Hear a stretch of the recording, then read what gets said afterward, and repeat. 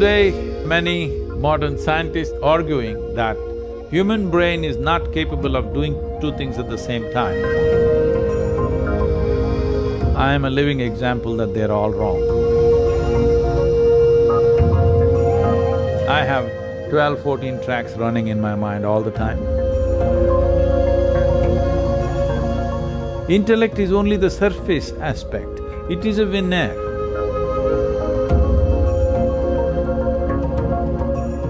In the huge volume of intelligence that makes us who we are.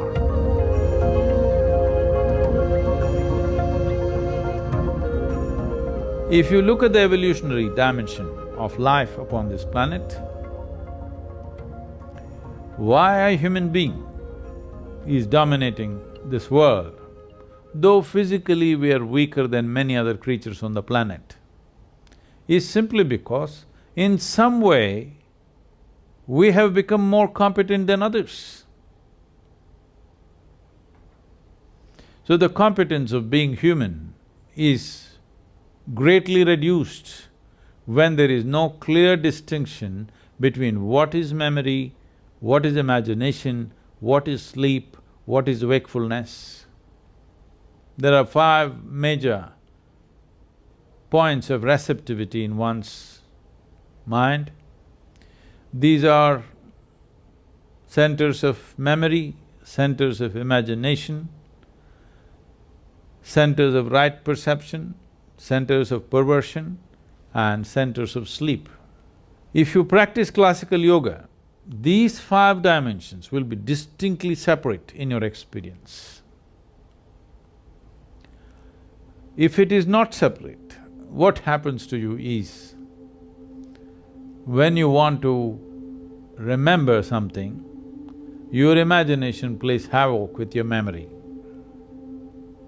When you want to imagine something, your memory will constrain you from really proper dimension of imagination.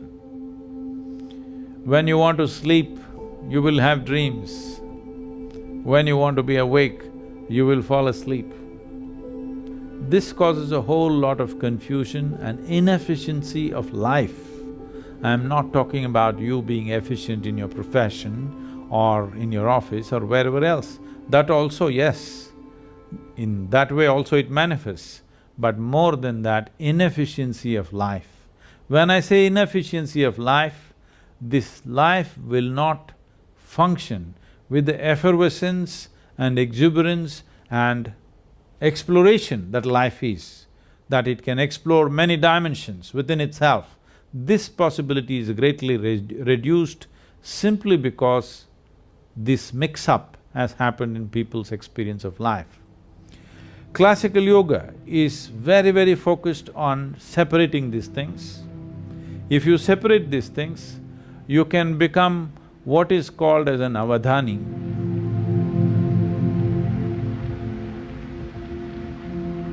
In ancient times there were many people, today there are a few.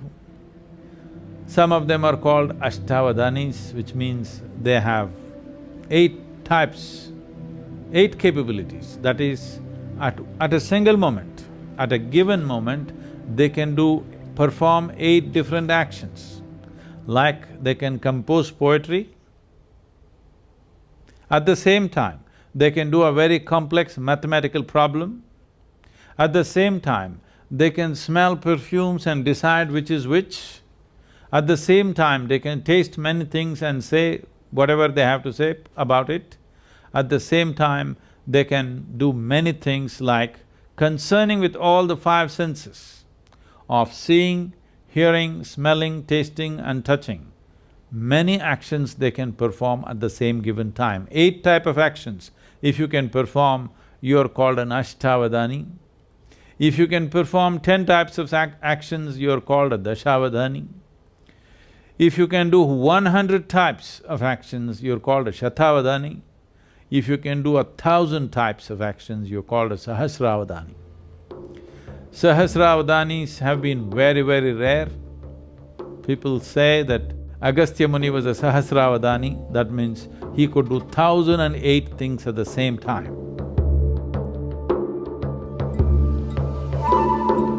So these Avadhanis are not just legend, there have been many in the past which are well-recorded incidents.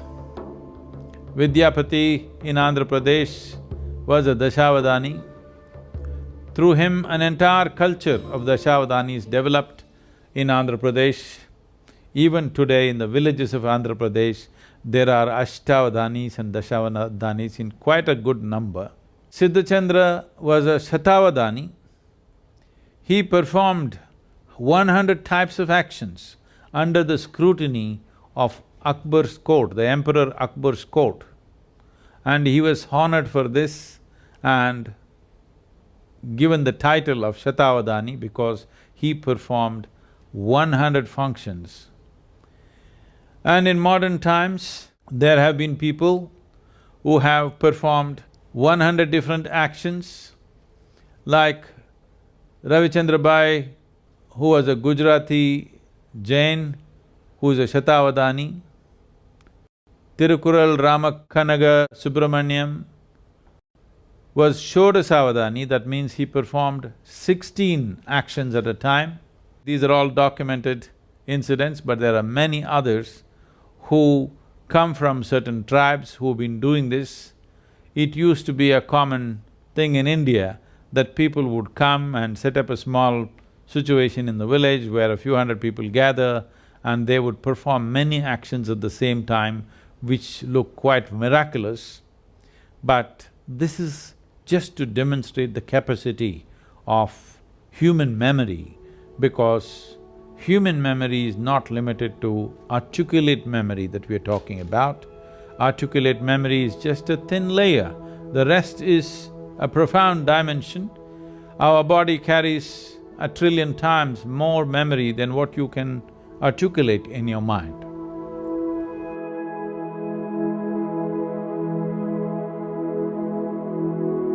Today, there are many modern scientists, unfortunately, arguing that human brain is not capable of doing two things at the same time.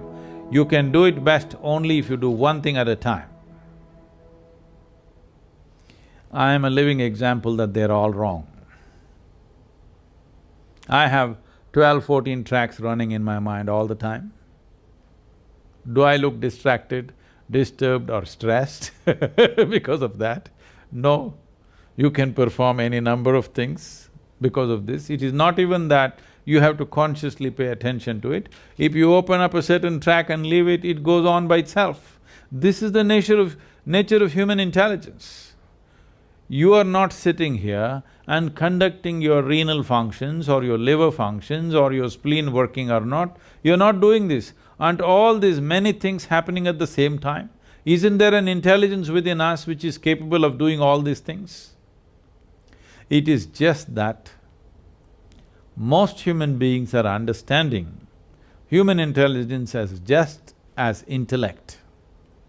Intellect is only the surface aspect, it is a veneer in the huge volume of intelligence that makes us who we are, because we are made from within. All the intelligence that is needed to create this body, to create this life is intrinsic to us. It is not something that happens from outside. It is intrinsic to us. It is just a question of access. If you want a living intelligence, if you want to exist as a living intelligence, one thing you should not do is, you never ever form an opinion about anything. That means you're always an active intelligence, you're looking at everything the way it is. An opinion means you have given up your ability to experience, you have become opinionated, or an impression of the past is overruling the reality of what is there right now. This is what an opinion is. But unfortunately, we have created societies where unless you have an opinion, you're considered dumb or stupid because you have no opinion. But that's the smartest thing you can do, that is the most intelligent thing you can do, is that you did not subscribe to any opinion, you're willing to look at everything just the way it is.